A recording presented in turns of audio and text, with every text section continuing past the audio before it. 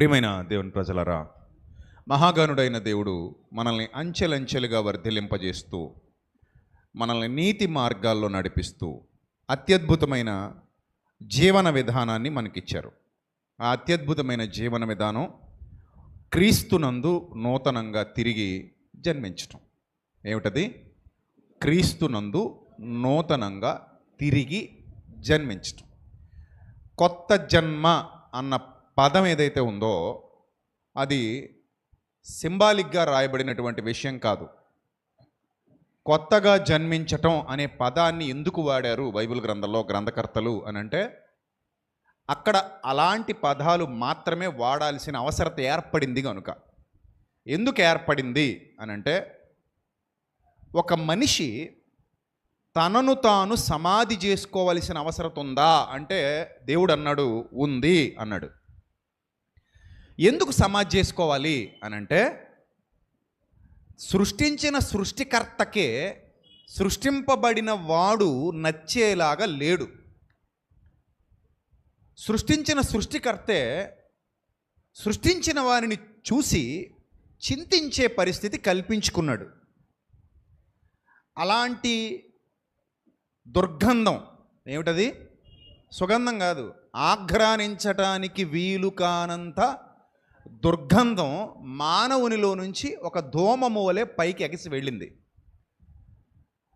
ఆ విషయాన్ని గమనించినటువంటి దేవుడు అది తట్టుకోలేక, నరుల హృదయాలోచన వాని బాల్యము నుండి చెడది, వారి హృదయం యొక్క తలంపులలోని ఊహ కేవలం ఎల్లప్పుడూ చెడదనియు గ్రహించి దాన్ని సెట్ చేయడం కోసం ముందు నువ్వు చావాలి అన్నాడు.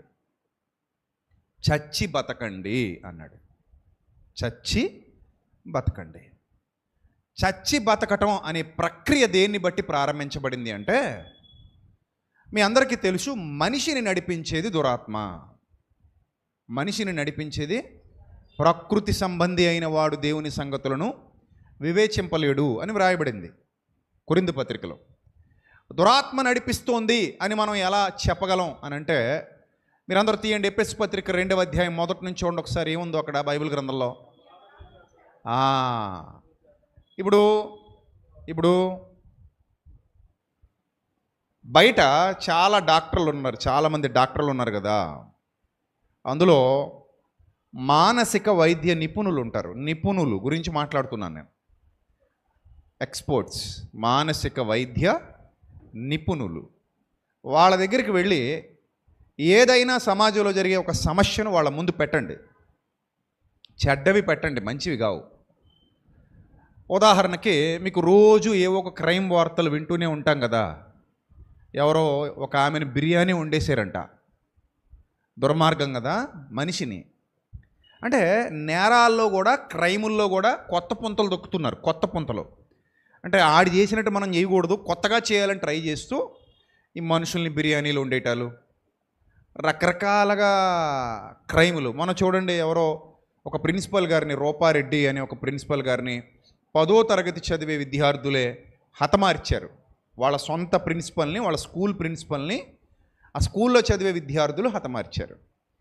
ఇవి చూస్తూ ఉన్నప్పుడు, అరే యువత ఎటుపోతుంది, యువత ఆలోచన విధానం ఎటుపోతుంది, వీళ్ళని ఎవరు సరిదిద్దుతారు, వీళ్ళకి ఏం కావాలి, భోజనం పెడితే సరిపోద్దా, బట్టలు కొంటే సరిపోద్దా, డబ్బులు ఇచ్చేస్తే సరిపోద్దా, ఏంటి పిల్లలు వాళ్ళని పెంచడం, ఎలా పెంచాలి, ఎలా ఉండాలి పేరెంటింగ్, ఇదంతా కూడా ఈరోజు అందరికీ ఒక పెద్ద తలపోటు అయిపోయింది. బయట చాలామందికి ఇది పెద్ద తలపోటు అయిపోయింది. నిన్నటి వరకు మరో న్యూస్ మీరు ట్రెండ్ అవుతుంది చూసి ఉంటారు. ఒక అబ్బాయి కొండ మీదకి ఎక్కాడు, దూకుతానని పట్టుబట్టాడు. వాళ్ళ నాన్నగారు వెళ్ళి ట్రై చేశాడు, బతిమాలి బయటికి లాగుదామని. ఇద్దరు పడిపోయారు. ఇద్దరు పడిపోయేసరికి తట్టుకోలేక వాళ్ళ అమ్మ కూడా అదే కొండ మీద నుంచి దూకేసింది. ఒక చిన్న సంఘటన మొత్తం కుటుంబాన్ని బలి తీసేసుకుంది. ముగ్గురు ఒకేసారి ఒకే కొండ మీద నుండి పడి చనిపోయారు. ఇవన్నీ తీసుకెళ్ళి మనం ఆ మానసిక వైద్య నిపుణుల దగ్గర పెట్టి, అయ్యా పరిస్థితులు ఏంటి ఇంత దుర్భరంగా ఉన్నాయి, యవనస్తులు ఎందుకు ఇలా అయిపోతున్నారు, యవనస్తురాళ్ళు ఎందుకు ఇలా అయిపోతున్నారు, చాలామంది తమ జీవితాలను ఎందుకు నాశనం చేసుకుంటున్నారు, దీనికి కారణం ఏంటి అని అడిగితే వాళ్ళు అంటారు, మీరు మనిషి శరీరం గురించి, శరీర నిర్మాణ శాస్త్రం గురించి మీరు అధ్యయనం చేస్తే ఒక్కో అవయవం గురించి ఒక్కో శాస్త్రం రాశారు, దేనికి సంబంధించిన శాస్త్రం దానికి ఉంటుంది. అవన్నీ చదవడానికి మీకు ఒక రూమ్ పుస్తకాలు ఉంటే, ఒక బండెడు పుస్తకాలు ఉంటే పోనీ,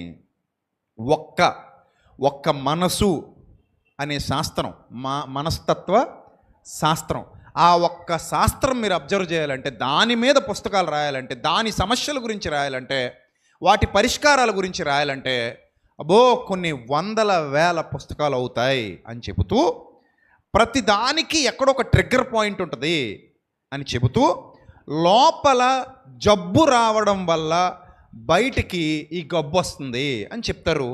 మానసిక రోగం అనగానే పిచ్చోళ్ళలాగా జుట్టు పీక్కోవడమో, చొంగలు గార్చుకోవడమో, తింగర చూపులు చూడడమో కాదు. అదొక్కటే మానసిక రోగం కాదు. మనిషి నైతిక విలువలు కోల్పోవడం మానసిక రోగమే. మనిషి పతనావస్థకు వెళ్ళిపోవడం మానసిక రోగమే. మనిషి అజ్ఞానంతో విర్రవీగడం మానసిక రోగమే. మనిషి తన తప్పును తాను తెలుసుకోకుండా పాపంలో మునిగిపోయి పాపాంధకారంలో కొట్టుమిట్టాడటం మానసిక రోగమే. అందుకే దేవుడు అన్నాడు, హృదయము అన్నిటికంటే మోసకరమైనది, అది ఘోరమైన వ్యాధి గలది అని. సో కాబట్టి ఇప్పుడు ఈ వ్యవస్థను ఎలా ప్రక్షాళన చేయాలి, ఈ వ్యవస్థను ఎలా బాగు చేయాలి, ముఖ్యంగా మన యవ్వన బిడ్డల్ని ఎలా బాగు చేసుకోవాలి, ఆడపిల్లల్ని ఎలా బాగు చేయాలి, మగపిల్లల్ని ఎలా బాగు చేయాలి. వాళ్ళు 16 ఏళ్ళు 17 ఏళ్ళు వయసులోకి వెళ్ళేసరికి మన పిల్లలు మనకే కొత్తగా కనబడుతుంటారు. ఒక్కోసారి అరే వీళ్ళు మన పిల్లలేనా, స్వరమే మారింది అనుకుంటాం. స్వరంతో పాటు ఏం మారిపోద్ది, ప్రవర్తన కూడా మారిపోద్ది. పిల్లల వాయిస్ సడన్గా చేంజ్ అయిపోద్ది. సడన్గా చిన్నప్పుడు చిన్నగా ఉంటుంది వాయిస్, అదో స్మూత్నెస్ ఉంటుంది వాయిస్లో.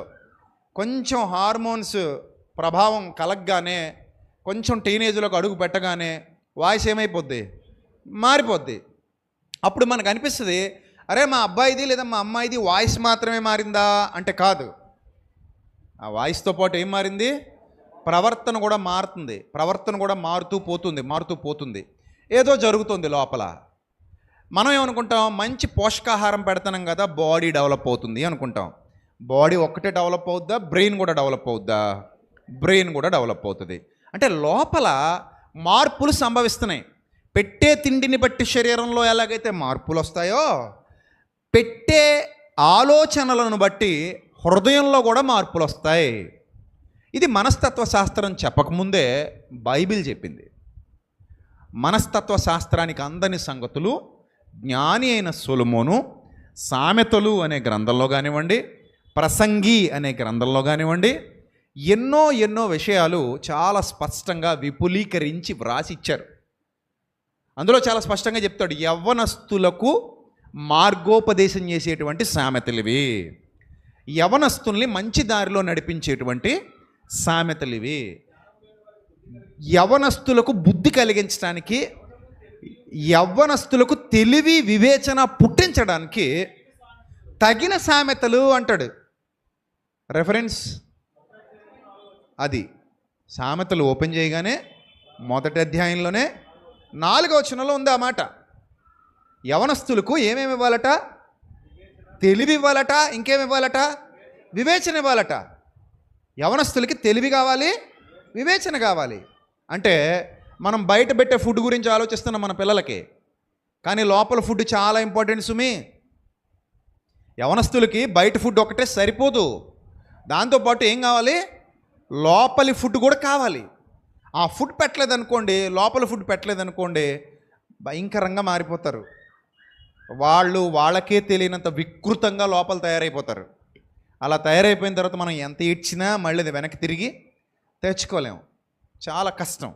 ఇప్పుడు మిమ్మల్ని అందరిని అడుగుతాను, మా ఇంట్లో పిల్లలకి ఫోన్ ఇస్తామని వాళ్ళు చేయి చూపించండి ప్లీజ్. తప్పులేదు, తప్పేమీ లేదు, చేయి చూపించండి. మా పిల్లలకి మేము ఫోన్ ఇస్తాం అన్నవాళ్ళు ఎంతమంది ఉన్నారు ఇక్కడ? ఇంకా బయట బయట బయట బయట ఎంతమంది ఉన్నారు? అందరు ఇస్తున్నారుగా ఇంచుమించు. కొంతమంది చేతులు ఎత్తలేదు, మీకు పిల్లలు లేరా? ఉన్నారా? ఉన్నా ఎవరా? వాళ్ళకే ఓన్గా ఫోన్లు ఉన్నాయని మేమేమంటారా? అలా అయినా కూడా చేయి చూపించండి, ఇబ్బంది ఏమీ లేదు. అంటే చిన్న పిల్లలకి మీరు అంటే ఒక 9th క్లాసు 10th క్లాస్ పిల్లలకు కూడా ఫోన్లు ఇచ్చారా అప్పుడే? ఇచ్చారా? మా వాళ్ళు 10th క్లాస్ అండి ఫోన్ ఇచ్చేసామన్న వాళ్ళు చేయి చూపించండి ప్లీజ్. ఓన్గా ఫోన్ ఉంది మా వాడు 10th క్లాస్, లేదా మా అమ్మాయి 10th క్లాస్, ఓన్గా ఫోన్ ఉంది 9th క్లాస్. ఎరా మీ ముగ్గురు పిల్లలకు 3 ఫోన్లు ఉన్నాయా? లేవు కదా, సంతోషం. ఉన్నాయండి ఎవరికైనా ఫోన్స్ ఉన్నాయా? ఇచ్చారా? రైట్, చాలామంది ఇచ్చారు కదా. ఇప్పుడు నా పాయింట్ ఏంటంటే, ఫోన్ ఇచ్చాం ఓకే, వాళ్ళు ఏం చూస్తున్నారో మనం ఎప్పుడైనా అబ్జర్వ్ చేసామా? చేస్తే ఓకే, చేస్తే ఓకే, మీకు అవార్డు ఇస్తాం తర్వాత. చేయలేని వాళ్ళు కూడా ఉన్నారు ఇక్కడ. ఇప్పుడు ఫోన్ ఇచ్చాం, వాళ్ళు ఏం చూస్తున్నారు అనేది మనం అబ్జర్వ్ చేయకుండా ఫోన్ ఇచ్చేసాం అనుకోండి, వాళ్ళు ఏదైనా చూస్తారుగా. అది కూడా కన్జ్యూమ్ చేయడమేగా. నా పాయింట్ బాగా అర్థం చేసుకోండి. మీరు ఇచ్చిన ఫోన్లో వాళ్ళు ఏం చూస్తున్నారో అది 30 నిమిషాలు చూసారా, 40 నిమిషాలు చూసారా, అంతకుమించి ఎక్కువ చూడకూడదు. 15 నిమిషాలు 20 నిమిషాలకు మించి ఇవ్వకూడదు. అంతే టైం పెట్టాలి.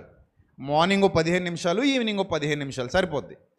టీవీ అనుకోండి, మార్నింగ్ ఒక అర్ధగంట, బాగా ఖాళీగా ఉంటే సాయంత్రం ఒక అర్ధగంట లేదా 40 నిమిషాలు, అంతవరకే. 15 నిమిషాలు 20 నిమిషాలు అంతవరకే సరిపోద్ది. ఎంటర్టైన్మెంట్ అంతకు మించి అవసరం లేదు పిల్లలకి. ఆ వయసులో అబ్జర్వ్ చేస్తూ వాళ్ళకి మనం ఇవ్వాలి. అంటే అది కూడా ఒక రకంగా ఏంటని చెప్తున్నాను మీకు, కన్జ్యూమింగ్, తీసుకోవడం.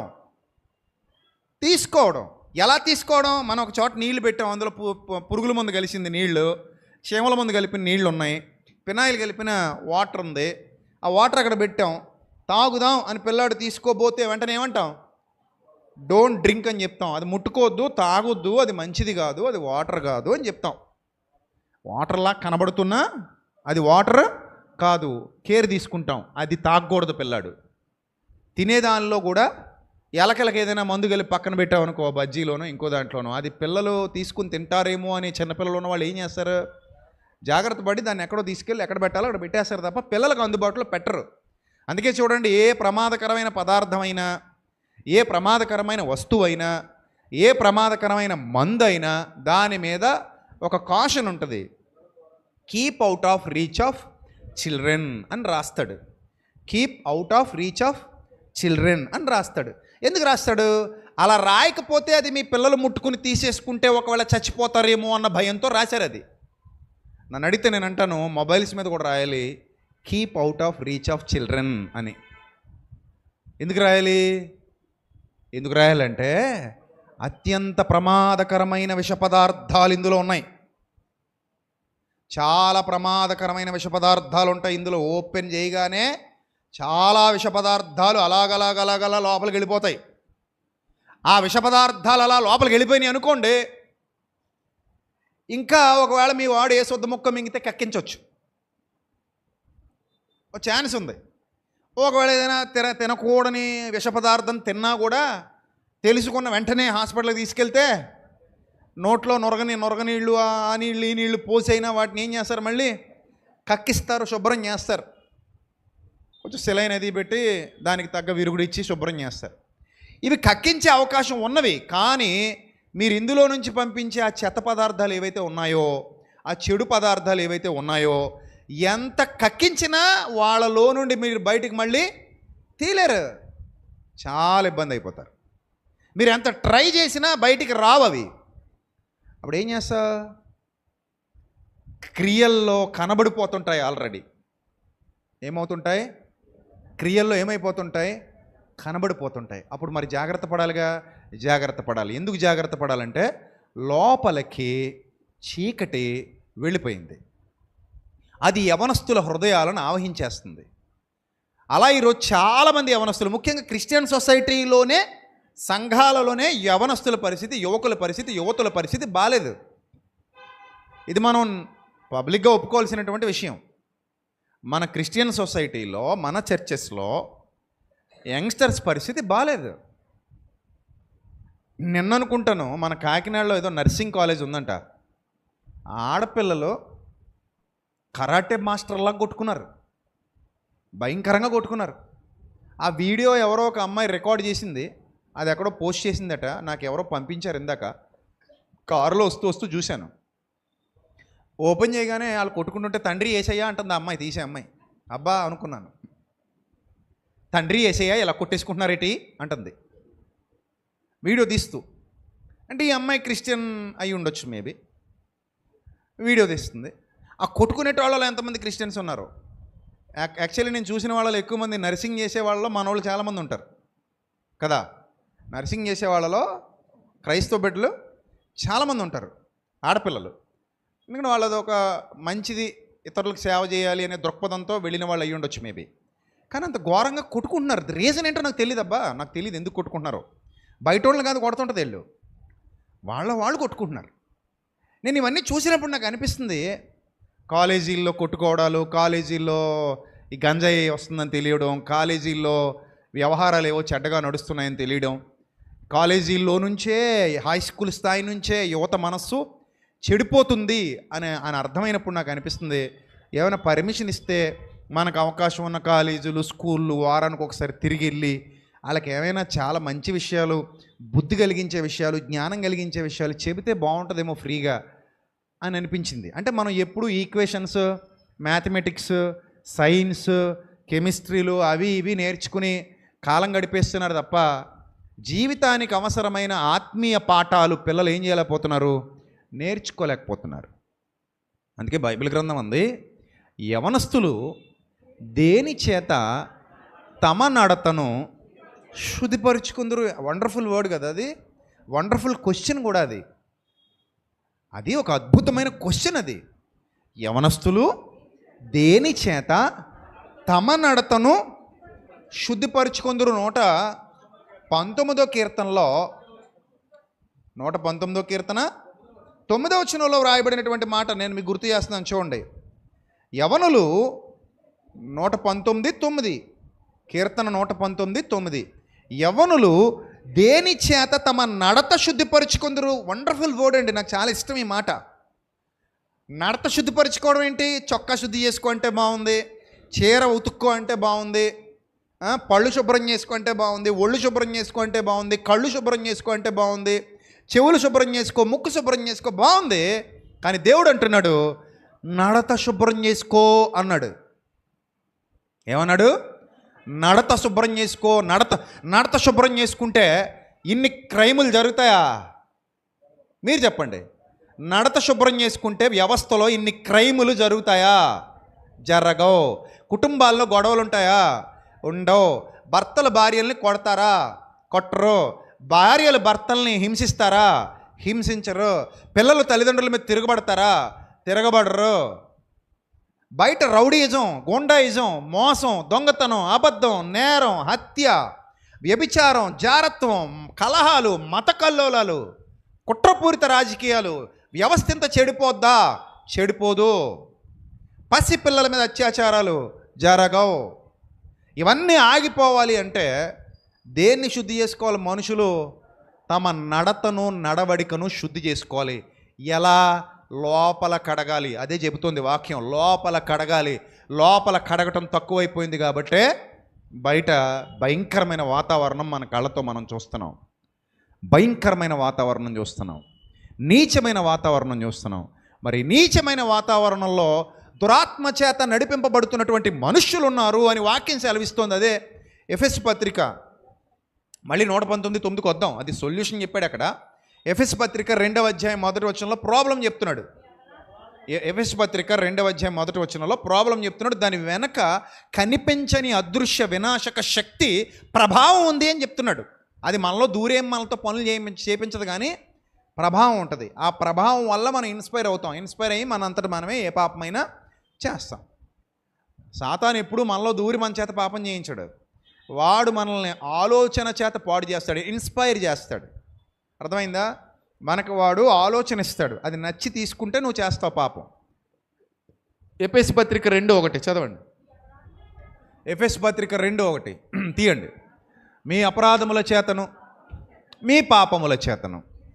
అది కదా ఫస్టే చెప్పానుగా, తిరిగి జన్మించాల్సిన పనే ఉందంటే మీరు ఆల్రెడీ ఏమయ్యారట? చెప్పండి అమ్మా, ఏమయ్యారు? చచ్చిపోయారట. మీరు ఆల్రెడీ ఏమయ్యారు? మీరంటే మీరు కాదు, ఆ అపరాధాల చేత పాపాల చేత ఎవరైతే చచ్చిన వారై ఉన్నారో, చచ్చిన వారై ఉన్నారో వారు ఏమయ్యారు? వారు మరలా మరలా ఒక పని ఉంది, ఒక అవసరత ఉంది. ఏంటి అవసరత? వారు క్రీస్తుతో కూడా ఏమవ్వాలమ్మా? బ్రతికింపబడాలి. వాళ్ళు క్రీస్తుతో కూడా ఏమవ్వాలి? బ్రతికింపబడాలి. అంటే మళ్ళీ తిరిగి జన్మించాల్సిన అవసరత ఉంది. మీరు చచ్చిపోయిన స్థితిలో ఉన్నారు. చచ్చిపోయిన స్థితిలో ఉన్న మీరు మరలా తిరిగి జన్మించాల్సినటువంటి అవసరత ఉంది అని వాక్యం సెలవిస్తోంది. మీరు మళ్ళీ తిరిగి బతకాల్సిన వారే ఉన్నారు. అలా మళ్ళీ తిరిగి బతక్కపోతే ఏంటి పరిస్థితి? ఆ చచ్చిపోయిన పరిస్థితిలోనే ఉండిపోతే ఏంటి పరిస్థితి అని అంటే అది కుదరదు. ఒకవేళ అలాగే ఉండిపోతే మీరు వెళ్ళాల్సిన చోటుకి మీరు వెళ్ళిపోతారు. నేను చచ్చిపోయిన స్థితిలోనే ఉండిపోతా, నేను అక్కడే ఆగిపోతా, నేను మళ్ళీ తిరిగి బతకను, తిరిగి జన్మించాల్సిన అవసరత నాకు లేదు అని ఒకవేళ ఎవరైనా అనుకుంటే మీరు ఎక్కడ ఆగిపోవాలో అక్కడే ఆగిపోతారు. కొత్త జన్మ పొందకపోతే మీరు నిత్య జీవానికి వెళ్ళరు. సంస్కరింపబడకపోతే దేవుడు మరణానంతరం నిన్ను ఆయన సన్నిధిలోనికి రానివ్వడు. యుగ యుగాలు ఆ అపవాదికి వాడి దోతలకు సిద్ధపరచబడిన నిత్యాగ్నిలోనికి నువ్వు వెళ్ళిపోవాలి. నరకమున వారి అగ్ని ఆరదు, పురుగు చావదు. భయంకరమైన వాతావరణంలోనికి శిక్ష విధించడానికి పంపిస్తానంటున్నాడు దేవుడు. ఎస్పీ గారు అప్పుడప్పుడు వార్నింగ్లు ఇస్తుంటారు. ఏమన్నా తెలుసా? జిల్లా ఎస్పీ గారు వార్నింగ్లు ఇస్తుంటారు. చాలా జిల్లాల్లో ఇవ్వడం నేను చూసా. మరోసారి పిక్ పాకెటర్ల మీద విసిరిన కొరడా, పేపర్లో వార్తలు హెడ్లైన్స్ అలా పెడుతుంటారు. ఎస్పీ గారి హెచ్చరిక, పిక్ పాకెటర్లకు ఎస్పీ గారి హెచ్చరిక, చైన్ స్నాచర్లకు ఎస్పీ గారి హెచ్చరిక. ఈసారి కానీ మళ్ళీ ఇలాంటివి జరిగితే చూస్తూ ఊరుకోం, ఇంకా శిక్షలు కఠినంగా ఉంటాయి అన్నాడు అనుకోండి పోలీస్ ఆయన. దాని పర్యవసానం ఏంటి, ఎలా ఉంటుంది? మళ్ళీ చేస్తే దెబ్బ గట్టిగా పడద్దరా అబ్బాయి అని చెప్పకనే చెప్పినట్టు. ఇప్పుడు ఒక అధికారి అలా చెప్పగలిగే అర్హత కలిగి ఉంటే సర్వోన్నతుడైన దేవుడు చెప్తున్నాడు. ఏమని చెప్తున్నాడు? అపరాధముల చేతను పాపముల చేతను మీరు చచ్చిన స్థితిలో ఉన్నారు. నెక్స్ట్ మీరు వాటిని చేయుచు, ఎలా చేస్తున్నారంట? వాటిని జరిగిస్తూ, ఏ సంబంధమైన అన్నాడు? వాయుమండల సంబంధమైన అన్నాడు. ఏ సంబంధమైన? వాయుమండల సంబంధం అంటే అర్థం ఏంటి? వాయుమండలం అనేది ఒకటి ఉంది ఆకాశంలో. మనకి పైకి చూస్తే చీకటిగాను నీలంగాను కనబడదు తప్ప అక్కడ ఏముందో, ఏ శక్తి ఉందో, ఎవరున్నారో మనకు తెలీదు. దైవశక్తి మన కంటికి కనబడదు, దుష్టశక్తి మన కంటికి కనబడదు. వాయుమండల సంబంధమైన అధిపతి అనేవాడు ఒకడు, అదృశ్య వినాశక శక్తి ఒకటి ఉంది అని దేవుడు తెలియజేస్తున్నాడు ఇక్కడ. ఆ వాయుమండల సంబంధమైన అధిపతి చేత అనగా, ఇక్కడ జాగ్రత్తగా అర్థం చేసుకోండి. ఇప్పటిదాకా మనం ఏ క్రైమ్ న్యూస్ల గురించి అయితే, చెడిపోయిన యవనస్తుల గురించి అయితే, పాడైపోతున్న మనుషుల గురించి, మనస్తత్వాల గురించి మనం మాట్లాడుకుంటున్నామో వాళ్ళని దేవుని వాక్యం అంటోంది అవిధేయులు అంటోంది. ఏమంటోంది దేవుని వాక్యం? అవిధేయులు. ఆ అవిధేయులైన వారిని ఇప్పుడు ఒక శక్తి ప్రేరేపిస్తోందట. అవిధేయులైన వారిని, యవనస్తుల్ని ఒక శక్తి ప్రేరేపిస్తుందట. ఒక శక్తి ఇప్పుడు ప్రేరేపించు శక్తికి ఒక అధిపతి ఉన్నాడు. వాడే అపవాది, వాడే సాతాను. ఆ శక్తిని అనుసరించి ఈ ప్రపంచ ధర్మము చొప్పున మీరందరూ ఏం చేశారు? మునుపు నడుచుకున్నారు. అంటే ఒక వ్యక్తి యొక్క జీవన విధానం ఎలా ఉండాలి, ఎలా ఉంటుంది, ప్రస్తుతం సొసైటీ ఎలా ఉంది, ఈ సొసైటీ వెనకుండి నడిపిస్తున్న దురాత్మలు ఏమున్నాయి, ఆ దురాత్మ శక్తి వల్ల మనుషులు ఎంతగా ప్రభావితం చెందుతున్నారు, వాళ్ళు ఎలా పాడవుతున్నారు, వాళ్ళ జీవితాలు ఎలా పాడు చేసుకుంటున్నారు, వాళ్ళు ఎలా నరకానికి పాత్రులు అవుతున్నారు తప్పులు చేసి. ఒక పోలీస్ అధికారి వార్నింగ్ ఇచ్చాడంటే ఖచ్చితంగా శిక్ష వేస్తాడు. దేవుడు వార్నింగ్ ఇచ్చినా ఖచ్చితంగా శిక్ష వేస్తాడు. వార్నింగ్ ఎందుకు వస్తుందంటే బతుకుని దిద్దుకోమని వస్తుంది. అక్కడి నుంచే దేవుడు అంటున్నాడు నీకు కొత్త జన్మ రావాలి అంటున్నాడు. ఏమంటున్నాడు? నీకు కొత్త జన్మ రావాలి, నువ్వు కొత్తగా జన్మించాలి. నువ్వు కొత్తగా జన్మిస్తేనే సర్వైవ్ అవుతావు, కొత్తగా జన్మించకపోతే నష్టపోతావు. ఒక శక్తి ఉంది, ఆ శక్తి యొక్క ప్రభావం వల్ల మీరు నష్టపోతున్నారు, ఒక దురాత్మ ప్రభావం వల్ల మీరు నష్టపోతున్నారు. కొత్తగా జన్మిస్తే దురాత్మను తీసేస్తాను, నా ఆత్మను వానిలో ఉంచెదను, నా ఆత్మను వారిలో ఉంచెదను అని వాగ్దానం చేశాడు. కాబట్టి మనం దేని చేత నడిపింపబడుతున్నాం అనేది ఇంపార్టెంట్. ఇక్కడ చాలామంది యవనస్తులు ఉన్నారు. మీరు దేని చేత నడిపించబడుతున్నారు? మీ బిడ్డలు ఉన్నారు యవనస్తులు, వాళ్ళు దేని చేత నడిపించబడుతున్నారు? ముఖ్యంగా మన క్రైస్తవ సమాజంలో యవనస్తులందరూ ఆదివారం చర్చికి రావాలంటే జనవరి 1 అయినా రావాలి, డిసెంబర్ 31 అయినా రావాలి, యూత్ మీటింగ్ అయినా రావాలి, లేకపోతే ఇంకే క్రిస్మస్ అయినా రావాలి. ఆ వస్తే తప్ప వీళ్ళు వచ్చి సావరు, మనం తీసుకురాం. చూసారా, చాలామంది తల్లులు వచ్చారు, తండ్రులు వచ్చారు, పిల్లలు ఏరమ్మా అంటే ఆదివారం కదండి. ఆదివారం అయితే ఏందమ్మా అంటే పిల్లలు సరదా కదండి. సరదా అయితే ఎక్కడున్నారమ్మా? మా పిల్లాడిని ప్రసాదిత్య మాల్లో దింపేసి నేను చచ్చికొచ్చేసానండి.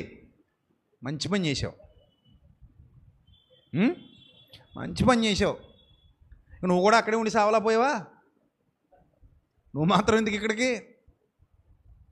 చాలామంది ఉంటారు అలాగా. అంటే పిల్లలు కదండి, ఇంకా బోల్ టైం ఉందంట. ఒక ఆయన ఒక రోజు ఆవిడ అందే, నా చెవులు పగిలిపోయినాయి. అప్పుడే పిల్లోడికి భక్తి ఏంటండి బాబు అంది. ఓహో, తొందరలో నీకు సీటీ రాసి ఇచ్చేస్తాడు, కంగారు పడకు. నీకు తొందరలో సీటీ రాసిస్తాడు. ఇక్కడ భక్తి అంటే ఏమనుకున్నారు వీళ్ళు? చర్చికి వెళ్ళాం, భజన చేసాం, ఇంటికి వచ్చాం, అదే భక్తి అనుకున్నారా మీరు? భక్తిలో శక్తి ఉందంటుంది బైబిల్. తిమోతితో ఏం చెప్పాడు తెలుసా పౌలు? నాయనా నీ అవ్వ అయినా లోయలోనూ నీ తల్లి అయినా యునికేలోనూ వసించిన భక్తి నీలో కూడా వసిస్తుంది గనుకనే యవ్వన కాలంలో రోషం కలిగిన అద్భుతమైన ప్రవక్తగా మారావు, రోషం కలిగిన దేవుని సేవకుడిగా మారావు. నీ ఆత్మీయ జీవితాన్ని కట్టుకోవడం మాత్రమే కాకుండా ఇతరుల ఆత్మీయ జీవితాలు కూడా కడతన్నావు. ఒక యవ్వనస్తుడు ఒక రగులుతున్న మంటలాగా, జ్వాలలాగా ఉన్నాడు దేవుని సన్నిధిలో తిమోతి. కారణం, చిన్నతనం నుంచి వాళ్ళ అమ్మ ఆ లోయి యునికే ఆ పేర్లు, వాళ్ళిద్దరూ ఆ బిడ్డను చక్కగా పెంచి పోషిస్తున్నారు. ఎక్కడ? ఇడ్లీలు బజ్జీలు పెట్టి కాదు పెంచి పోషించడం అంటే. ఏం పెట్టి? చక్కటి దేవుని జ్ఞానాన్ని పెట్టి పెంచి పోషిస్తున్నారు వాళ్ళు. మనం ఏమనుకుంటాం, అబ్బాయి పిల్లలకి అప్పుడే భక్తి ఏంటంటే. కానీ ఏమన్నాడు బైబిల్ గ్రంథంలో? బాలుడు నడవవలసిన త్రోవను వానికి ఎప్పుడు నేర్పాలట? వాడి బాల్య దినములు యందే నేర్పండి, వాడు పెద్దవాడైనప్పుడు దాని నుండి తొలగిపోడు. నీ సృష్టికర్తను ఎప్పుడు స్మరణకు తెచ్చుకోవాలి? ఎప్పుడు? బాల్య దినములు యందే సృష్టికర్త ముందు మోకరించాలి. బాల్య దినాల్లోనే సృష్టికర్తను స్మరణకు తెచ్చుకోవాలి. బాల్యంలోనే సామెతల గ్రంథం నేర్పించాలి, చదివించాలి. బాల్యంలోనే ప్రార్థన నేర్పించాలి, బాల్యంలోనే భక్తి నేర్పించాలి, బాల్యంలోనే విజ్ఞాన సంగతులు నేర్పించాలి, బాల్యంలోనే నైతిక విలువలు నేర్పించాలి. చిన్నప్పటి నుంచి క్రైస్తవ భక్తి జీవితం ఎలా ఉంటుందో దేవుని బిడ్డలుగా మీరు మీ బిడ్డలకు రుచి చూపించాలి. అలా రుచి చూపించలేదనుకోండి, వాళ్ళు పెరిగి పెద్దోళ్ళు అయిన తర్వాత నాశనానికి వెళ్ళిపోతారు. కన్నాం అంటే సరిపోదు, కన్నాం కాదు, ఆ కన్న వాళ్లను దేవుని వాక్యం చేత తిరిగి కొన్నాం. ఏమిచ్చి? దేవుని వాక్యం ఇచ్చి తిరిగి కొన్నాం అనాలి. అనేలా తల్లిదండ్రులు ఉండాలి. మొక్కై వంగనిది మానే వంగున అని లోకంలో ఒక సామెత. నిజంగానే వదిలేసామనుకోండి, మళ్ళీ పట్టుకుందామన్నా దొరకరు.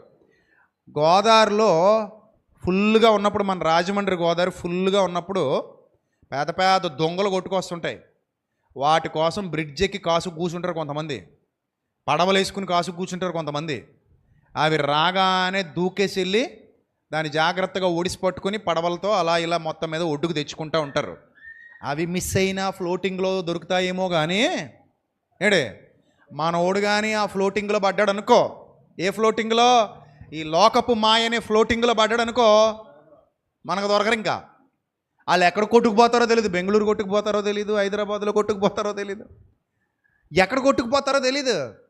కలకత్తాలో కొట్టుకుపోతారో తెలియదు, ఢిల్లీలో కొట్టుకుపోతారో తెలియదు, లేదా అమెరికా కొట్టుకుపోతారో తెలియదు, అసలు ఎక్కడికి పోతారో తెలియదు. అందుకే యవనస్తులు దేని చేత తమ నడతను శుద్ధిపరుచుకుందరు? అక్కడ రాయబడిన మాట ఏముందో తెలుసా? వారు నీ వాక్యమును బట్టి దానిని ఎలా చూసుకోవాలట?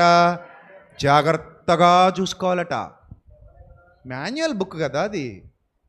ఎలా చూసుకోవాలి? జాగ్రత్తగా చూసుకోవాలట. జాగ్రత్తగా చూసుకోవాలి. జాగ్రత్తగా చూసుకోకపోతే ఏమవుద్ది? జారి పడిపోతావు. ఏమవుద్ది? బండి ఇచ్చినప్పుడు ఏం చెప్తావు?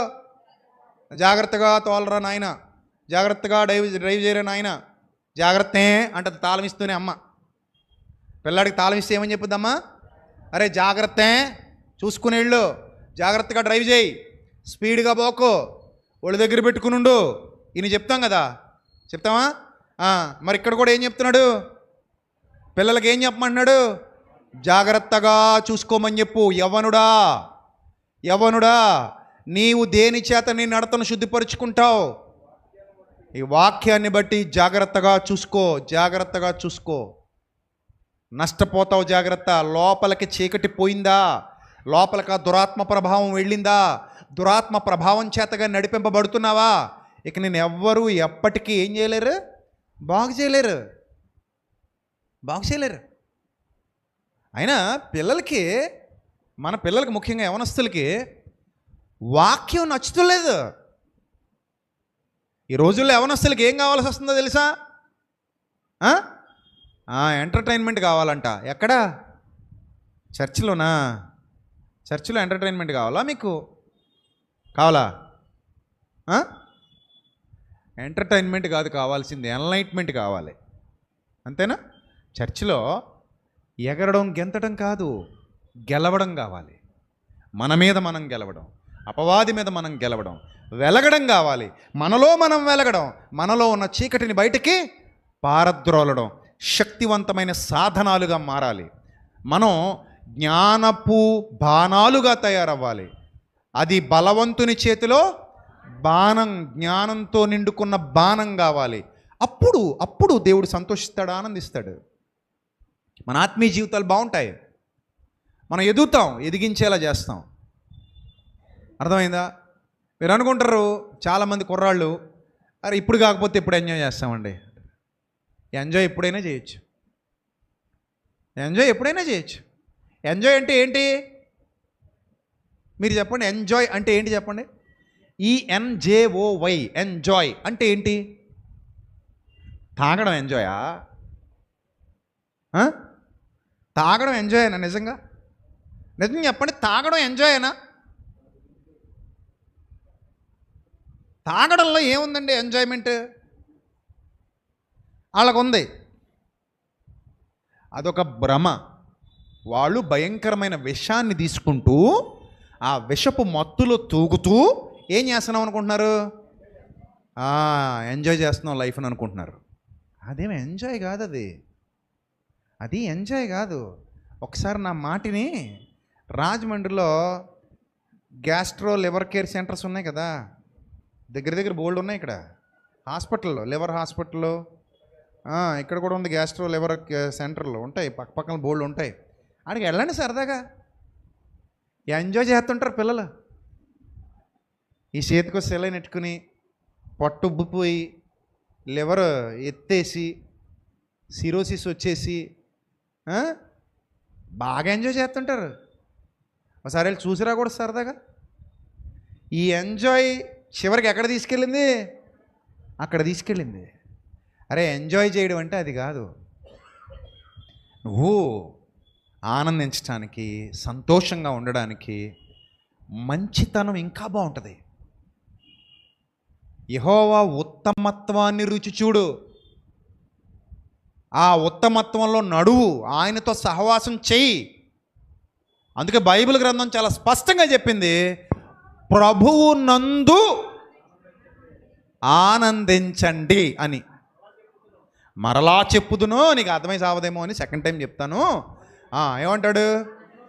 ప్రభువు నందు ఆనందించండి అన్నాడు. అంటే దాని అర్థం ఏంటి? దేవునిలో ఆనందం ఉంది.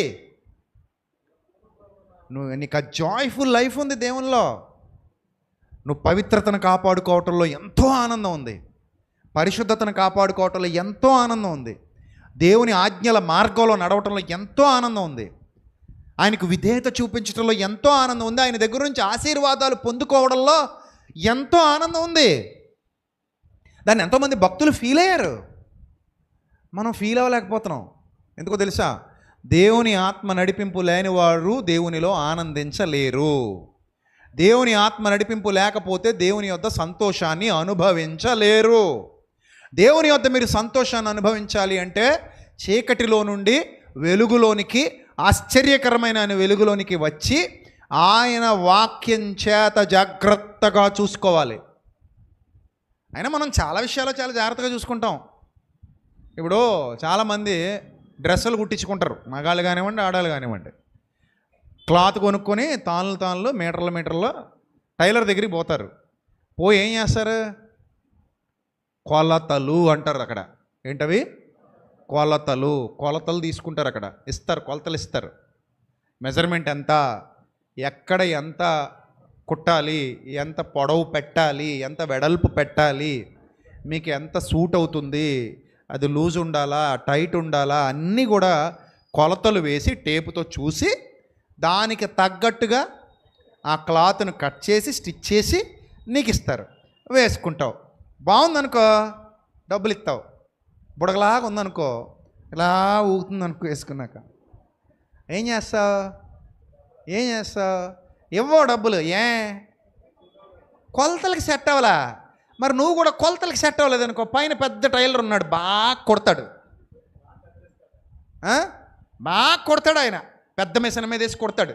కొలతలకి సెట్ అవ్వాలి. మరి కొలతలకి మనం ఇక్కడ కొలత సెట్ అవ్వకపోతేనేమో మనం టైలర్ మీద కోపడుతున్నామా? మరి మనం కొలతలకు, వాక్యపు కొలతలకు సెట్ అవుతున్నామా? సెట్ అవ్వాలా వద్దా? అవ్వాలి కదా. సెట్ అవ్వకపోతే మనం దేవుని బిడ్డలం ఏంటి చెప్పండి? మనం దేవుని పిల్లలం ఎలా అనిపించుకుంటాం?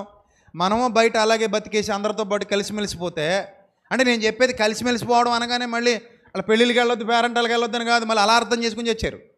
నేను చెప్పేది అది కాదు. కలిసిమెలిసిపోవడం అంటే పాపంలో ఏకీభవించడం అని కొంతమంది అలాగే బోధిస్తున్నారు ఈ మధ్య. దినాలకు వెళ్ళకండి, పెళ్ళిళ్ళకి వెళ్ళకండి, ఫంక్షన్లకు వెళ్ళకండి, బంధువులతో కలవకండి, వాళ్ళ ఇళ్ళకి వెళ్ళకండి. మరి ఏం చేయాలి? శ్మశానంలో కూర్చోవాలి వెళ్ళి. ఇంకా తప్పు కదా అది. యేసుప్రభు ఏమన్నారు? ఆయన పాపులతో తిన్నాడట, పాపులతో ఉన్నాడట, పాపులతో తిరిగాడట, కానీ పాపి కాలేదట. అంతేనా ప్రభు మనకు నేర్పించింది? మీరు కూడా అందరితో ఉండండి, కానీ వాళ్ళ పాపిష్టి క్రియలలో మాత్రం ఏం కాకండి, పాలి భాగస్తులు కాకండి. అలా ఉండగలమా? హ్యాపీగా ఉండగలం. దుష్టులతో నడవద్దు అనలేదు దేవుడు, దుష్టుల ఆలోచన చొప్పున నడవద్దు అన్నాడు. వాక్యం సరిగా చదవడం కూడా రాదు కొంతమందికి. ఎలా చెప్తున్నారంటే మీరు దుష్టుల ఆలోచన బాబుల మార్గంలో అవకాశం గురించి అని. బైబిల్ గ్రంథం ఒకసారి తీయండి. కొరింథీ పత్రిక, కొరింథీలకు రాసిన మొదటి పత్రిక 5వ అధ్యాయం 9వ వచనం నుంచి చదవండి ఒకసారి. ఎంత బాగుంటుందో బైబిల్. కొరింథీలకు రాసిన మొదటి పత్రిక 5వ అధ్యాయం 9వ వచనం ఏముంది అక్కడ? జారులతో సాంగత్యము చేయవద్దని నా పత్రికలో నేను మీకు వ్రాసి ఉంటిని. అయితే మీరు అపార్థం చేసుకుంటారేమో అని క్లియర్గా చెప్తున్నాడు. అయితే ఈ లోకపు జారులతోనైనను, ఈ లోకపు లోభులతోనైనను, ఈ లోకంలో దోచుకునే వాళ్ళు చాలామంది ఉన్నారు, వాళ్ళతోనైనను, విగ్రహారాధికులతోనైనను ఏమాత్రం సాంగత్యం చెయ్యొద్దని కాదు. క్లియర్. అలాగైతే మీరు రాజమండ్రిలో నుండి నల్లమల అడవుల్లోనికి వెళ్ళిపోవలసి వచ్చును కదా. మీరు మీ కాలేజీకి వెళ్ళనక్కర్లేదు కదా, మీరు మీ హై స్కూల్కి వెళ్ళనక్కర్లేదు కదా, మీరు మీ ఉద్యోగాలు మీ కొలీగ్స్తో కలిసి చెయ్యనక్కర్లేదు కదా, ఇక మీ బంధువులతోనూ ఎవరితోనూ కూడా ఉండాల్సిన అవసరత ఉండదు కదా. సో గనుక నేను అలాంటి మాటలు చెప్పట్లేదు. మరి ఎవరితో సాంగత్యం చేయొద్దు? ఇప్పుడైతే అది కదా. నేను నువ్వు కలిసి సహోదరులం, మన ఇద్దరం కలిసి దేవుని మార్గంలో నడుస్తున్నాం, నీతి మార్గంలో నడుస్తున్నాం అని ఇప్పుడైతే నీ సహోదరుడు అనబడిన వాడెవడైననో, జారుడు కానీ, లోబి కానీ, విగ్రహారాధికుడు కానీ, తిట్టుబోతు కానీ, తాగుబోతు కానీ, దోచుకునేవాడు కానీ అయి ఉన్న ఎడల, అలాంటి వాడు ఎవడైనా మన సహోదరుడు అని చెప్పుకుంటూ మనలోకి వచ్చి నేను యేసు రక్తంలో కడగబడ్డాను కానీ సాతానుతో జతగడుతున్నాను, సాతాను క్రియలు చేస్తున్నానని అంటుంటే గనుక వాడితో సాంగత్యం చేయకు. వీడు మరీ బ్యాడ్, వాడితో భోజనం చేయకు, వాడు కరెక్ట్ కాదు వాడు. ఎందుకంటే వాడిలో దైవ భయం లేదు. దైవభయం లేదు. పెట్రోలు ఒంటి నిండా పోసుకుని మంట దగ్గరికి వెళ్ళి చలిగాగుతున్నాడు అనుకో, ఏమంటాం? ఓరి మెంటలోడా, పెట్రోల్తో ఒళ్ళంతా తడుపుకొని మంట దగ్గరికి వెళ్ళి అంటావా? అయిపోతావు. జీవము గల దేవుని చేతిలో పడుట భయంకరము అని వ్రాయబడింది గ్రంథంలో. జీవం గల దేవుని చేతిలో పడుట భయంకరం. చేయకూడదు, అలాగా తప్పది. అలా చేయకూడదు. సో కాబట్టి సాంగత్యం అనగానే ఇక్కడ ఎవడైనా తేడాగా ఉంటే, బయట వాళ్ళతో మీరు సాంగత్యం చేయకపోతే వాళ్ళకి సత్యం ఎలా అర్థం అవుద్ది? అంతేనా? క్రీస్తు ప్రేమ ఎలా అర్థం అవుద్ది? దేవుని జ్ఞానం ఎలా అర్థం అవుద్ది? అయితే అందరితో కలిసిమెలిసి ఉండండి, కానీ పాపిష్టి క్రియల్లో మాత్రం కలిసిమెలిసి ఉండకండి. మాట్లాడటం తప్పు కాదు, ఫంక్షన్కి వెళ్ళటం తప్పు కాదు, దినాలకు వెళ్ళడం తప్పు కాదు, కలిసి వాళ్ళతో భోజనం చేయడం తప్పు కాదు, వాళ్ళతో కలిసిమెలిసి జీవించడం ఎంత మాత్రం తప్పు కాదు. కానీ వాళ్ళు చేస్తున్న పాపిష్టి క్రియలు చేయడం మాత్రమే తప్పు. మా ఫ్రెండ్ ఒకడు ఉన్నాడు, తాగుబోతులైన 4 ఫ్రెండ్స్తో కలిసి రెస్టారెంట్కి వెళ్ళాడు. ఏంటి తప్పలేదు, వాళ్ళ పార్టీ ఇచ్చారంట, వెళ్ళాడు, కూర్చున్నాడు. వాళ్ళు ఏ తిండి తింటున్నారో ఆ తిండి అంతా తినేసాడు. కానీ వాళ్ళు తాక్కుని ఇంటికి పోయాడు. మీకు ఒక విషయం చెప్పనా? అతను విశ్వాసి కాదు. మా ఫ్రెండ్ అని చెప్పాను, అందుకే విశ్వాసి కాదు. అంటే ఒక విశ్వాసి కానివాడే ఏం చెయ్యాలో ఏం చేయకూడదో అంత క్లారిటీగా ఉన్నాడు. మరి విశ్వాసి అయిన వాడు ఇంకెంత క్లారిటీగా ఉండాలి? నా పాయింట్ అర్థమైందా మీకు? విశ్వాసి కాని వాళ్ళే ఇంత క్లారిటీగా ఉంటే విశ్వాసులు అయిన వాళ్ళు మరింకెంత క్లారిటీగా ఉండాలి ఈ లోకంలో, అవునా? సో కాబట్టి ఈ యవన దశలో ఒక్కసారి మనం పట్టబడ్డాం సాతాను చేత్తో అంటే వాడు సాధారణంగా మనలో వదలడు. చాలా కాలం గట్టి పట్టుకుంటాడు, చాలా కాలం తిప్పుకుంటాడు వాటితో. అందుకే మీ హృదయాలు దేవుని వాక్యంతో నింపబడిన తర్వాత జాగ్రత్తగా చూసుకోవాలట. దేని జాగ్రత్తగా చూసుకోవాలి? కీర్తన 119:9 రెండో లైన్ చెప్తున్నాను. నీ వాక్యమును బట్టి ఏం జాగ్రత్తగా చూసుకోవాలి? నడతలు. ఇప్పుడు ఈ వారం అంతా మీరు నేను కలుసుకోలేదు కదా, సండే తర్వాత మళ్ళీ ఇదే కదా కలుసుకోవడం మనందరం. మండే దొరికింది, Tuesday, Wednesday, Thursday, Friday, Saturday, 6 days పోయినాయి కదా. మనందరం మళ్ళీ 6 రోజుల తర్వాత ఆరాధనలో కలుసుకున్నాం ఇక్కడ రాజమండ్రిలో.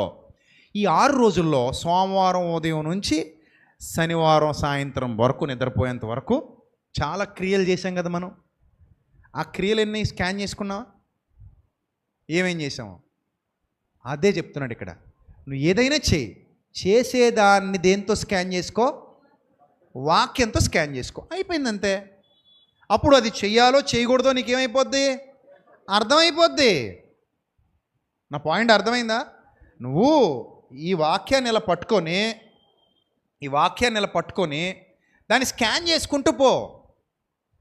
ఈ వాక్యాన్ని స్కాన్ చేసుకుంటూ పోతే ఈ వాక్యంతో నీ నడతలు స్కాన్ చేసుకుంటూ వెళ్ళిపో. అలా పట్టుకుని అలా తిరగమని కాదు నేను చెప్పేది. ఇందులో ఏదైతే ఎసెన్స్ ఉందో, నేను మీకు ఏదైతే బోధిస్తున్నానో అది జ్ఞానాన్ని తలలో పెట్టుకొని ఒక పని మనం చేయాల్సి వచ్చినప్పుడు, మన ఎదురుగా ఒక పని కనబడుతున్నప్పుడు ఆ పని నాకు వాక్యానుసారంగా రైటా రాంగా? రైట్ అయితే ఐ విల్ డూ, రాంగ్ అయితే డోంట్ డూ. చేయకూడదు. మనం దాని వైపు వెళ్ళకూడదు. అర్థమైందా? అలా ఆలోచించుకున్నవాడు జాగ్రత్త పడిపోతాడు. ఈరోజు కొంచెం కష్టంగా ఉండొచ్చు, రేపటికి ఇంకా కొంచెం అలవాటు అవుతుంది, ఇంకో 10 రోజులు పోయేసరికి మరింత అలవాటు అవుతుంది. దాని మీద వాక్యపు భయం ఉంటుంది. కాబట్టి ఇలా దేవుని సన్నిధిలో నిలబడి దేవుని సేవకుడి ద్వారా దేవుని మాటలు వింటూ ఉంటావు కాబట్టి, ముఖ్యంగా తిరిగి జన్మించిన అనుభవంలో ఉన్నావు కాబట్టి, పరిశుద్ధాత్మ నడిపింపు వల్ల నీ ఆత్మీయ జీవితం చాలా బాగా కట్టబడుద్ది. చాలా బాగా కట్టబడుద్ది. అలా కట్టబడిన తర్వాత ఎంత ఎంజాయ్ చేస్తావో తెలుసా? నువ్వు లైఫ్ని ఎంత ఎంజాయ్ చేస్తావో. బానిస అయిపోయావు కాబట్టి నీకు అదేదో మత్తు పదార్థం ఎంజాయ్మెంట్లాగా కనబడుతుంది. దానికంటే ఎంజాయ్ చాలా ఉంది లైఫ్లో. పుడతా అవన్నీ ఉన్నాయి మనతో. ఆ మత్తు ఉంటేనే పెరిగామా? ఆ ఆ మత్తుంటేనే బతికామా? ఆ మత్తుంటేనే ఆనందించామా? మత్తు లేకుండా ఆనందిస్తున్న వాళ్ళు ప్రపంచంలో లేరే? బోలెడంతమంది ఉన్నారు. ఆనందించండి, ప్రభువునందు ఆనందించండి, నీతి మార్గాలలో ఆనందించండి, సత్యంలో ఆనందించండి, ఆయన సన్నిధి కాంతిలో ఆనందించండి, నీతిని అనుసరిస్తూ ఆనందించండి, పవిత్రతను అనుసరిస్తూ ఆనందించండి, ప్రభు పని చేస్తూ ఆనందించండి, వాక్యం చదువుతూ ఆనందించండి, ప్రార్థన చేస్తూ ఆనందించండి, మీ కుటుంబాలలో శాంతిని సమాధానాన్ని అనుభవిస్తూ ఆనందించండి. బాగుంది, చాలా ఉంది ఆనందం. సో కాబట్టి ప్రియమైన దేవుని సంగమా, దేవుని ఆత్మచేత నడిపింపబడు వారందరూ దేవుని కుమారులు, వారందరూ తిరిగి జన్మించిన వారు. తిరిగి జన్మించిన అనుభవంలో పాతది సమాధి చేయబడింది, కొత్త బ్రతుకు వెలుగులోకి వచ్చింది. ఎప్పుడైతే కొత్త బ్రతుకు వెలుగులోకి వస్తుందో క్రైమ్ తగ్గిపోద్ది. నిజం, క్రైమ్ తగ్గిపోద్ది. పౌలు ఏమన్నాడు తెలుసా? హింసకుణ్ణి అన్నాడు. రెండో మాట ఏమన్నాడు? దోషకుణ్ణి అన్నాడు. మూడో మాట ఏమన్నాడు? హానికరుణ్ణి అన్నాడు. అంటే చాలా రూత్లెస్ అనమాట ఆయన. చాలా యారగెంట్, చాలా దుర్మార్గపు స్వభావం కలిగిన వాడు. అలాంటి వ్యక్తిత్వం కలిగినటువంటి పౌలు భక్తుడు తనను తాను చెప్పుకుంటూ, తన గురించి తాను చెప్పుకుంటూ, ఇలాంటి క్యారెక్టర్ కలిగి నేను ఉండేవాడిని, ఇప్పుడు అలా లేను, నన్ను నేనేం చేసుకున్నాను? మార్చుకున్నాను, నన్ను నేను సరిదిద్దుకున్నాను, నన్ను నేను క్రమంగా ఉంచుకోగలుగుతున్నాను అని చెప్తున్నాడు. మరి దీని అంతటిని బట్టి ఆలోచిస్తుంటే ప్రియమైన దేవుని సంగమా, మార్పు చెందినవాడు చాలా ఆనందిస్తాడు, మార్పు చెందినవాడు చాలా బలంగా సంతోషిస్తాడు. ఆ మార్పు మీలో వచ్చినప్పుడు సంపూర్ణమైన దేవుని ఆశీర్వాదం మీ సొంతం వద్దాన్ని ఎవరు ఆపలేరు. ఇంకా అర్థమైందా? ఆ సంపూర్ణమైన దేవుని శాంతి, సంపూర్ణమైన దేవుని సమాధానం, పరిశుద్ధాత్మ అనుభవాలు మీతో పాటు ఉంటాయి. ఆయన ఆత్మ నడిపింపు ఉన్నవాడు చాలా బలంగా నిలబడతాడు, చాలా బలంగా, చాలా గట్టిగా నిలబడతాడు, చాలా సంతోషాన్ని అనుభవిస్తాడు, ఆనందాన్ని అనుభవిస్తాడు.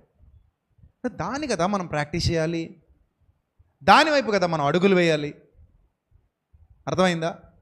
మనం ఇక్కడికి వచ్చేది దేవుని మాటలతో మనల్ని మనం కడుక్కోవడానికి. మీ పిల్లల్ని తీసుకొచ్చారనుకోండి, ఎలాంటి మాటలు రోజు మీ పిల్లలు యవనస్తులు వింటున్నారనుకోండి, ఈరోజు కాకపోతే రేపైనా దేవుని వాక్యం వాళ్ళలో పడితే వాళ్ళు మార్రా? ఏమండి, నేను మారాను కదా. మా అమ్మ నా కోసం ఎన్నో సంవత్సరాలు ఏడుస్తూ కన్నీటి ప్రార్థన చేసింది. ఇది నిజం. నేను మా అమ్మ ఏడుస్తూ నా మంచం పక్కన నేను నిద్రపోతున్నాను అనుకుని మోకరించి ప్రార్థన చేసేది. నేను నిద్రపోట్లా, అలా వినేవాడిని ఏం చేస్తుంది అని. వచ్చి నా తల మీద చెయ్యేసి, నా తల మీద సిలువు గుర్తేస్తూ ఏడుస్తూ ప్రార్థన చేసేది. ఎప్పుడు పోద్దరా బాబు అనుకుని అడి తిరిగి పడుకునేవాడిని. అంటే అంత మూర్ఖత్వం, అదో మూర్ఖత్వం. అప్పుడు నాకు తెలీదు తప్పు అని. నాకు మీలాగా చెప్పేవాళ్ళు లేడు. సారీ, మీకు నేను చెప్తున్నట్టు, మీకు ఇప్పుడు నేను చెప్తున్నట్టు నాకు చెప్పేవాళ్ళు లేడు.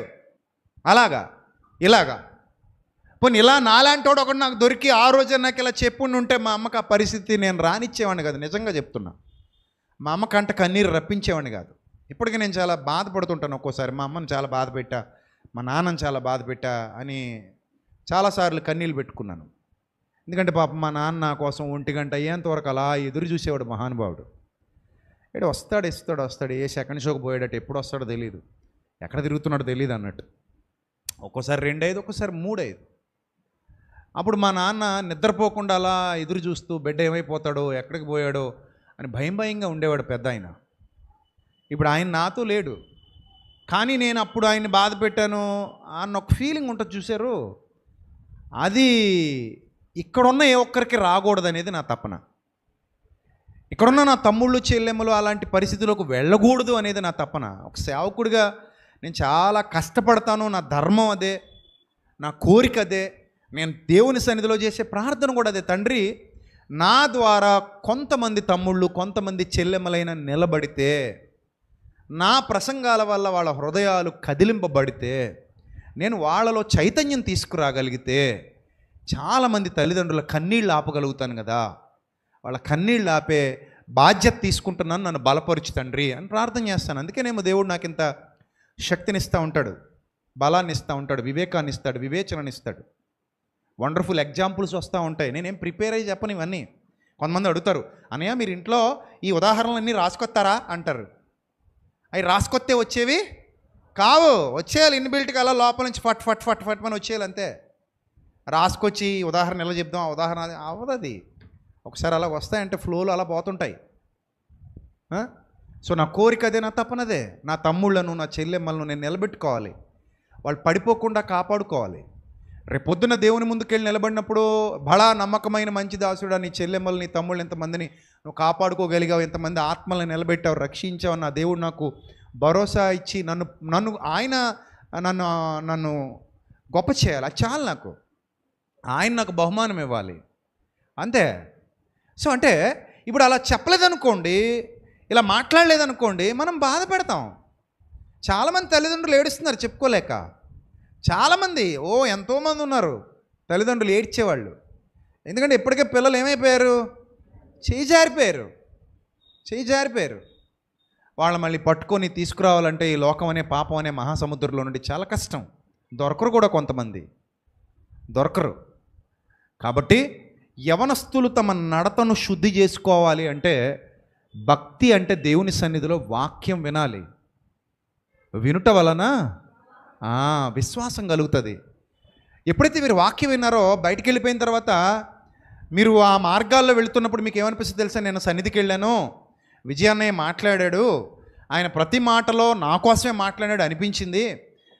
అరే అన్నయ్య చెప్పేది నా మంచి కోసమే కదా, ఆయనకి ఏం లాభం వస్తుంది నా కోసం ఇలా చెప్తే, నేను బాగుండాలనే కదా అన్నయ్య నా కోసం చెప్తున్నాడు అనే ఫీలింగ్ ఆ వేలోకి వెళ్ళినప్పుడు ఖచ్చితంగా దేవుడు కలిగిస్తాడు. అలా కలిగించినప్పుడు వాళ్ళు చెడిపోకుండా ఉంటారు, పడిపోకుండా ఉంటారు, పాడిపోకుండా ఉంటారు. ఆ ఒక్క క్షణం వాళ్ళు తప్పించబడితే చాలు, నేను చాలా పెద్ద విజయం సాధించేసినట్టే. ఆ ఒక క్షణంలో వాళ్ళ ఆలోచనలో పడితే నేను చాలా పెద్ద విజయం సాధించేసినట్టే. అది నాకు గొప్ప అచీవ్మెంట్ అనుకుంటాను. నేను గొప్ప అచీవ్మెంట్ సాధించేశాను, చాలా ఇంకా నా జీవితానికి అనిపిస్తుంది అనమాట. ఆ ఫీలింగ్ చాలా ఫ్రూట్ఫుల్గా, చాలా హ్యాపీగా అనిపిస్తుంది, చాలా హ్యాపీగా అనిపిస్తుంది. I can enjoy that feeling అనుకుంటాను. సో మీరు కూడా ఆ వివేచనను మీరు గ్రహించగలిగితే, దాన్ని అర్థం చేసుకోగలిగితే, హింసకులుగా, దోషకులుగా, హానికరులుగా ఉన్న వాళ్ళే వాక్యంతో మారిపోయి ఏమైపోయారు? ప్రభువునందు ఆనందించే స్థితికి వెళ్ళిపోయారు. యుగయుగాల ఆనందం కొరకు, యుగయుగాల సంతోషం కొరకు జాగ్రత్త పడ్డారు. మనం కూడా అలాగే జాగ్రత్త పడితే ప్రియమైన దేవుని ప్రజలరా మీరు బాగుంటారు. నేను ఖచ్చితంగా చెప్తున్నా. ఒక నీతిమంతుడైన యోసేపు, తన యవ్వనాన్ని జాగ్రత్తగా కాపాడుకున్న యోసేపు విడవబడ్డా? దేవుడు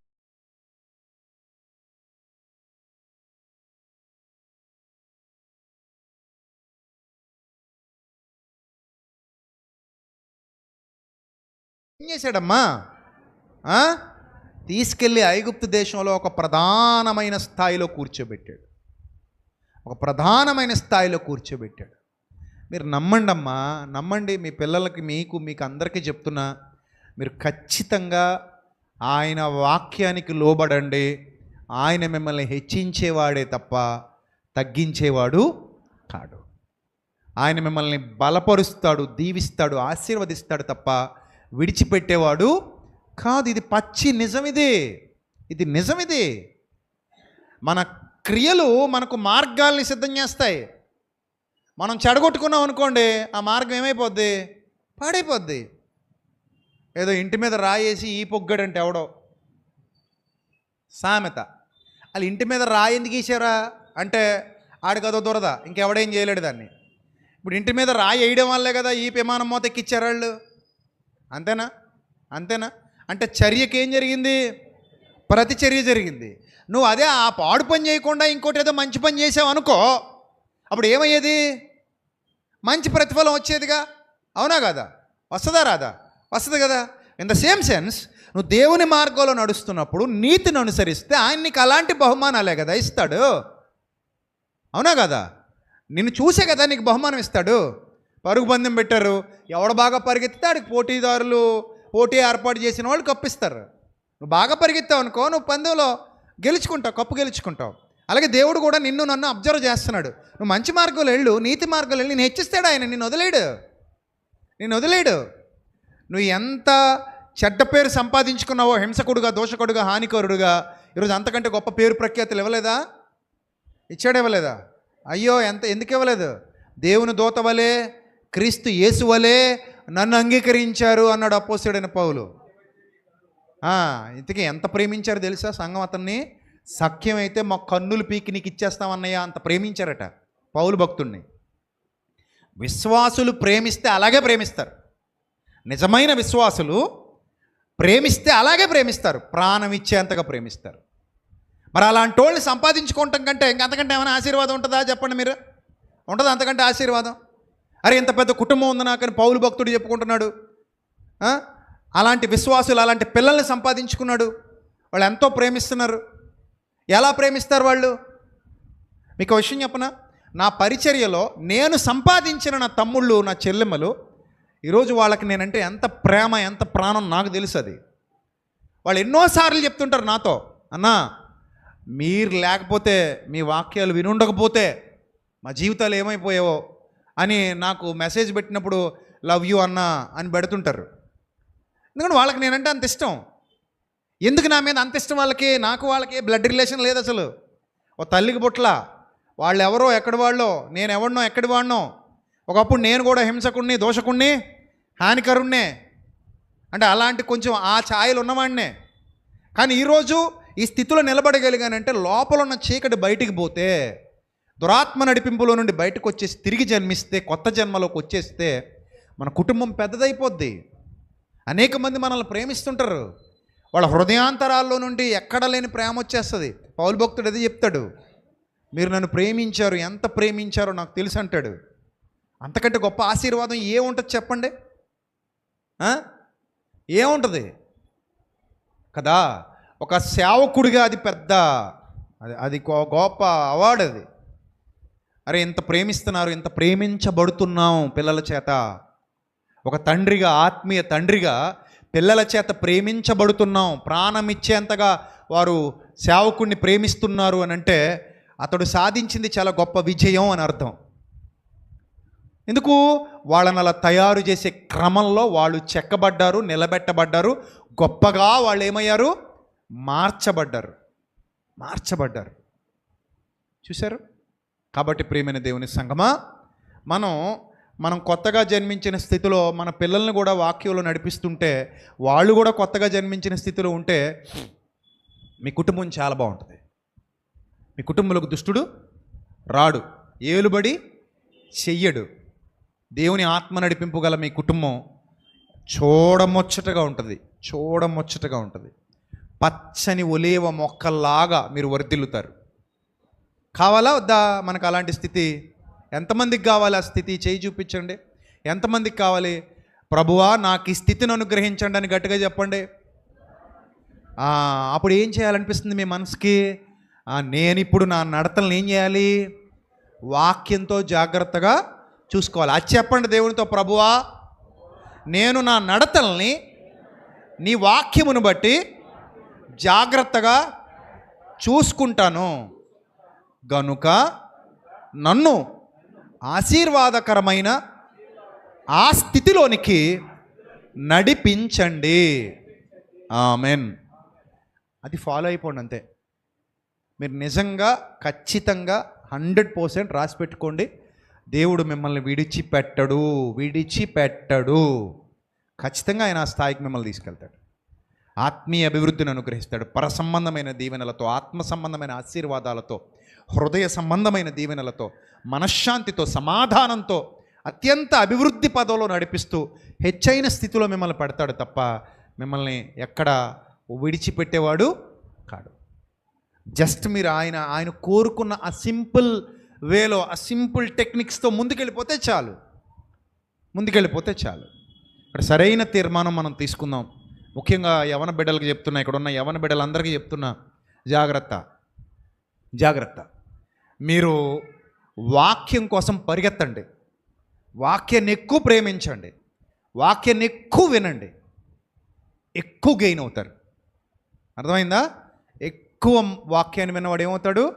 ఎక్కువ గెయిన్ అవుతాడు, ఎక్కువ ఆశీర్వదింపబడతాడు, ఎక్కువ బలవంతుడుగా ఉంటాడు. కాబట్టి మీరు అలా ఉండాలని మనస్ఫూర్తిగా కోరుకుంటూ నా మాటలు ముగిస్తున్నాను. తల్ల వంచండి, ప్రార్థన చేసుకుందాం. మహాపరిశుద్ధుడమైన మా కన్న తండ్రి, మహోన్నతుడా మా దేవా, మీ పవిత్ర నామానికి స్తుతులు స్తోత్రాలు చెల్లిస్తూ ఉన్నాను తండ్రి. ప్రభువా, ఈరోజు వెత్తబడిన వాక్యం నా తమ్ముళ్లకు చెల్లెమ్మలకు, నా అక్కలకు అన్నలకు అందరికీ అర్థమయ్యే రీతిలో సులభంగా ప్రభా మీరు అనుగ్రహించినందుకు స్తోత్రం తండ్రి. వెత్తబడిన వాక్యం పిల్లలందరి హృదయాల్లో 30దంతులుగా 60దంతులుగా 100అంతులుగా ఫలింపచేయండి ప్రభా. దుర్దినాలలో మేమున్నాము. యవనస్తులు చాలామంది తమ నడతల్ని పాడు చేసుకుంటున్నారు, తమ క్యారెక్టర్ని నాశనం చేసుకుంటున్నారు, పవిత్రతలో నుండి అపవిత్రతలోనికి వెళ్ళిపోతున్నారు ప్రభా. చూడకూడనివి వినకూడనివి ప్రభా వాళ్ళు లోపలికి తీసుకోవడం కారణంగా చీకటి సంబంధులుగా మారిపోతున్నారు. దయగలదేవా, కృపగల ప్రభా, అలాంటి భయానకమైన స్థితిలో నుండి వాళ్ళను బయటికి తీసుకుని రావడానికి మీ సేవకుడిగా మీరిచ్చిన అధికారమును బట్టి, మీరిచ్చిన జ్ఞానమును బట్టి ప్రయాసపడుతూ ఉన్నాను ప్రభా. మీ సహాయమును నాకు మరింతగా అనుగ్రహించి ప్రభా బిడ్డలను కాపాడుకోగలిగే శక్తిని నాకు ఇవ్వండి.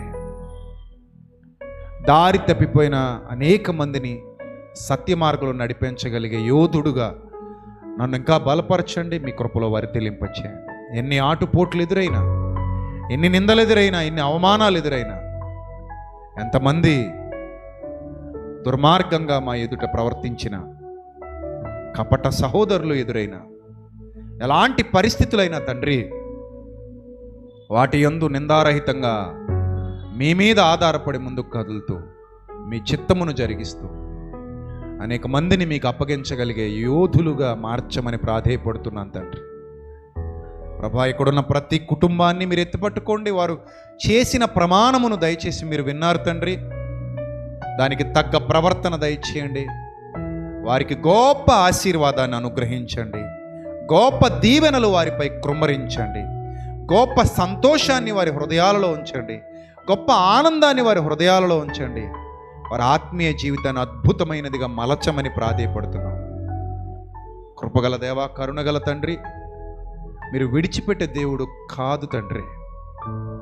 మీరు ప్రేమ గలవారై ఉన్నారు. అత్యంత కృపా సమృద్ధిని అనుగ్రహించి వారై ఉన్నారు.